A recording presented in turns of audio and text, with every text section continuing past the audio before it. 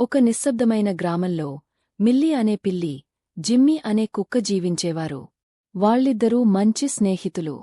ప్రతిరోజూ milli, Jimmy కలిసి ఆడేవారు. సీతాకోకచిలుకల వెంటాడేవారు, పాలు తాగేవారు, వెచ్చని ఎండలో నిద్రపోయేవారు. జిమ్మీ పరుగెత్తడాన్ని ఇష్టపడేది. మిల్లీ మెల్లిగా నడుస్తూ పూలను ఆస్వాదించేది. వాళ్ళిద్దరూ భిన్నంగా ఉన్నా ఎప్పుడూ కలిసే ఉండేవారు. ఒకరోజు గ్రామంలో పెద్ద ఉత్సవం జరిగింది. జంతువులందరూ అందంగా తయారై వచ్చారు. మిల్లీ తోకపై రిబ్బన్ ధరించింది. జిమ్మీ చిన్న టోపీ వేసుకుంది.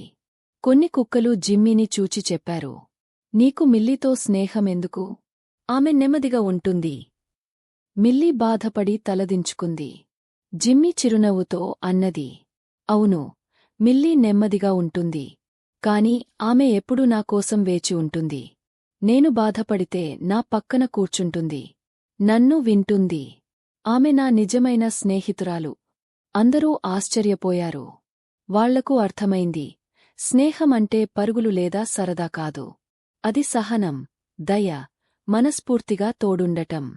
ఆ రాత్రి మిల్లీ మరియు జిమ్మీ ఒక చెట్టు కింద కూర్చుని నక్షత్రాల కింద నవ్వుతూ సంతోషంగా ఉన్నారు.